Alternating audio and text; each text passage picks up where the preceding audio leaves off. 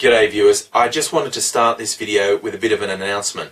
When so many bad things seem to be happening in the world with war, economic collapse, natural disasters out the wazoo, I started to feel like I was too much of a negative influence.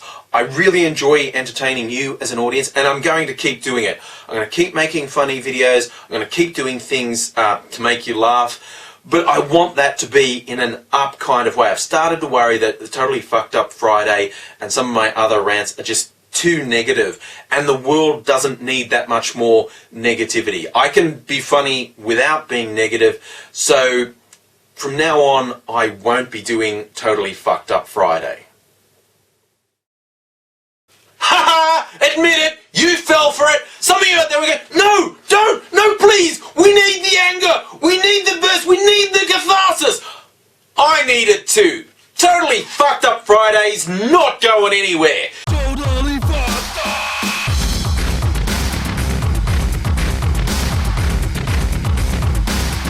Alright, let's get into Totally Fucked Up Friday for real. At one point I was going to just pick out some of my favourite April Fool's pranks from around the world and report them as real totally fucked up stories, but I decided not to. You can see with the links provided below, all of these stories were published before April 1st, which is kind of sad because some of them I'd prefer if they weren't true. They appear not to be pranks. That's sad. Now with the first story, I'm going to preface it because I really like to encourage people to think a bit more than seems to be the mainstream way of behaving. I'm really disturbed the number of people who seem to think in really binary terms. Like, in the world there is only this and this. It's on or it's off. It's black and white. Night and day. Good and evil. And the world simply is not like that. No individual's like that. No one's all good or all bad. Now, some people are very bad. Some people are very good. Most people are somewhere in the middle. But no one's all one thing. And pretending that's the case, that someone's always the champion of righteousness and someone's always the avatar of evil, that's simply ridiculous. The reason I say that is because I'm going to report on a seriously fucked up story about Islamic law in the United Arab Emirates. And see, what happens in this, ongoing discussion, like, is Islam evil? Is Islam good? Islam is Islam. It's a religion. And in all honesty, in terms of religion, I think it's kind of fucked. Here's a hint. I think all religion is fucked. But when you look at the countries that are actually under Islamic law, they are places I would not touch with a fucking barge pole. I don't want that much control in my life. Mind you, I can also point to people, some of the laws in Israel under Judaic law, and some of the behaviour, particularly in the USA, that's been done under the name of the Christian religion, that's just seriously fucked up. But in this particular story, a Brisbane woman's been granted leave to sue a United Arab Emirates resort she was working for, because when she was assaulted by some workmates, she reported the rape to the police, who then jailed her for adultery.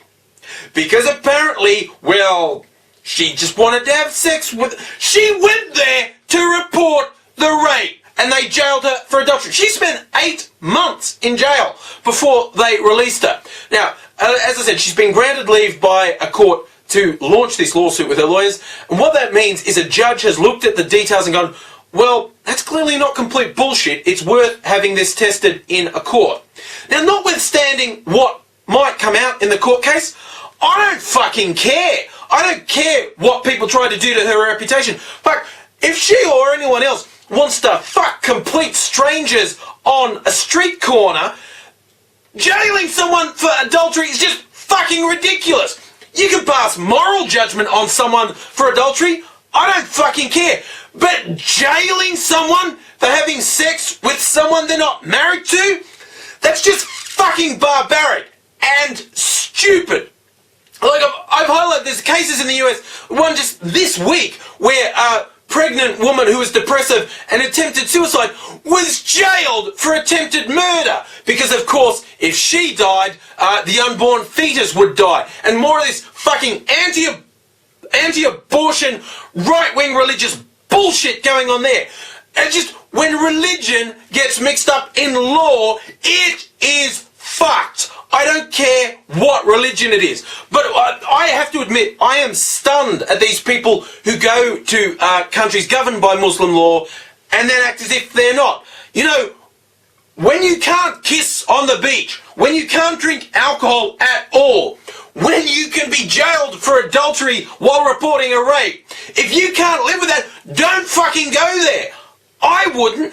And that's, you know, economic power, that's what works. By all means, you know, pressure politicians to apply political pressure to these governments to say, stop fucking with people, you idiots. But here's a tip. Don't go there. Don't take jobs there, and don't fucking take holidays in these places. They're fucking barbaric. Alright, let's go to some totally fucked up stories about the internet. First, internet censorship. Australia got quite a bit of attention around the world in the recent years about government plans to censor the entire internet coming into Australia. And our particularly clueless Minister for Communications, Stephen Conroy, just really good at talking shit on the topic. While I've spoken out very strongly about a whole cavalcade of reasons I think this is a totally fucked idea, I was always amused at people from other parts of the world who thought, oh, poor Australia, this isn't happening to us. At least our government was making it official policy and being open about it. Pretty much every country around the world has some issue linked to this. Recently, it's been confirmed by England's Minister for Culture that the Conservative government was in talks with ISPs to voluntarily censor the internet. Yes, who needs a law when you can just go, nudge, wink, let's just, you know, censor a whole bunch of sites. And some people will immediately say, isn't a voluntary code better? Depends how you do it. Because if it's just done on a nudge and a wink from the government, it's not a law. So there's no judicial oversight. So the public actually has no recourse against what's done. Simply put, this approach is bullshit and it isn't even going to work. So why not put some fucking money and effort into education rather than bullshit censoring that won't work? Besides the porn, another horror of the internet that's regularly trundled out is bullying. And yes, it happens, and yes, it's bad. It's actually not as bad as getting punched in the head at school by an actual bully. No, really, try it. Read some mean messages and then get punched in the head. Which puts more fear into you? Anyway, a particularly just fucked up incident that happened in the last year was the young girl going by the name of Jessi Slaughter. Not her real name, actually. Who ended up with this totally insane video with her dad, who's like a meme machine, saying just ridiculous shit. And that whole thing, I'm not a fan of perpetuating stuff like that. That whole thing was fucking weird. And everyone's going, oh, isn't the internet horrible? Currently, her dad is on child abuse charges for punching her in the face. Which kind of goes to prove the really obvious point that anyone with a brain has been pointing out for ages. Even, not just the internet, you know, the whole stranger danger that's pushed all the time. While there are bad people on the internet, and there are bad predators going around stalking, you are, statistically, at far more risk from people who you know, people in your family. That's who the most dangerous people to you are. It's been proven again and again.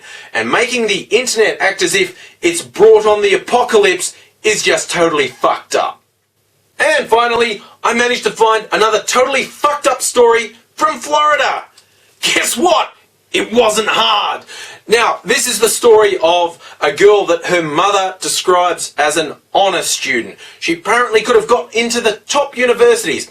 That may all be cast into doubt now because she got a gun, pistol whipped her mother, and then held the gun at her mother's head and said, "Bitch, I want a car. Take me down to the car yard and sign for it, or I'll blow your fucking head off." Yay, honour student. Now, what's most interesting about this story to me is what they don't tell you. Now first, if you've ever read Bonfire of the Vanities, you'll know throwing around the term honour student is, you know, a really dodgy thing to do. It's often say, oh, she was so wonderful up until the day she pistol whipped me and held a gun at my head. I mean, seriously, what is the history there? What's the history of this family? Who does this girl hang out with? Does she have a history of violent behaviour?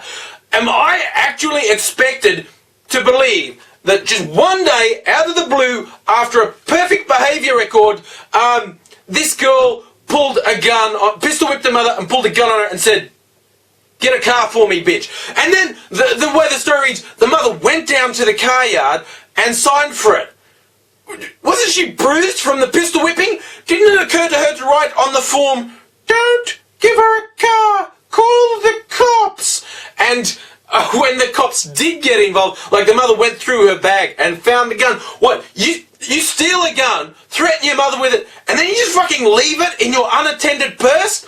What a master criminal! And then when the cops got involved, the mother said she didn't want to press charges because she doesn't want to ruin her honest student daughter's life. To which the cops said, fuck that shit. You steal guns and bash people, we get involved. And really? She's an honest student? Or is she just the best student at her school? If that's the case, that is one school I would not go to, because I'm quite sure that school...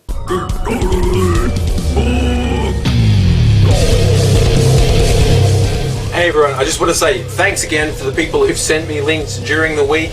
As always, can't always use them all, but I do appreciate it. Either look, send them in direct messages on YouTube, follow me on Facebook or Twitter, links down there. That is a really good way to know what I'm doing and maybe occasionally get sneak previews of things I'm doing, and it's a good way to contact me either just to say hi or with useful links, which I'm always glad of. Oh, and I'm actually going to fish another bonus video. I got April Fool prank today in a way I never would have picked. Although I had no idea this was coming because I had my trusty iPhone with me, I was able to get video evidence of me. Seriously, I think this is a unique April Fool's prank. There's a teaser. I will post the whole link on my Less Angry Aussie channel. Go over and check it out. I had difficulty believing this was done to me. I think you might be surprised too. Until then, I'll see you again soon.